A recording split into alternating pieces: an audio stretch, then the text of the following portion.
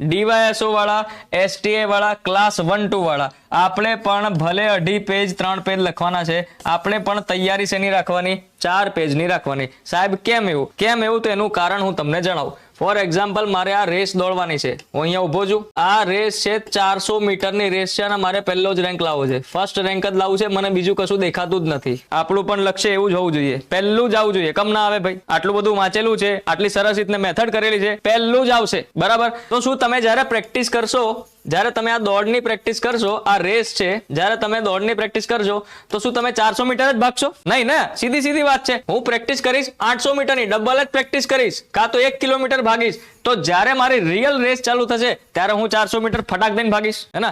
એટલે હું એટલે જ કહું છું કે જ્યારે આપણે પ્રેક્ટિસ કરતા હોઈએ ત્યારે વધારે લખીએ. હમણાં હું તમને ખોટું પણ કહી શકતો હતો લોંગ એસેમાં કે 12 પાના જ લખો ને, પણ ના, હું ખોટું કહેવા માટે છું જ નહીં અહીંયા. મેં તમને ઈમાનદારીથી કીધું 15 પાના લખવાના એટલે લખવાના. ઇન કેસ ટોપિક બહુ અઘરો આવી ગયો તો 15 પાનાની જો મને પ્રેક્ટિસ હશે તો હું 14 તો લખી દઈશ. અહીંયા જે બીજા લોકો હશે એ 12 પાનાની પ્રેક્ટિસ કરીને ગયા છે, સાહેબ 10 બી નહીં લખી શકે. મારા અનુભવથી કહું છું, જે લોકો વ્યવસ્થિત નથી લખતા 10 પાનાની 6 પાના લખીને મૂકી દે છે. નહીં, ખબર જ નહીં હું લખું. બરાબર? તમને 15 ની હું પ્રેક્ટિસ કરાવું છું, સાહેબ 14 તો લખી જ દેશો.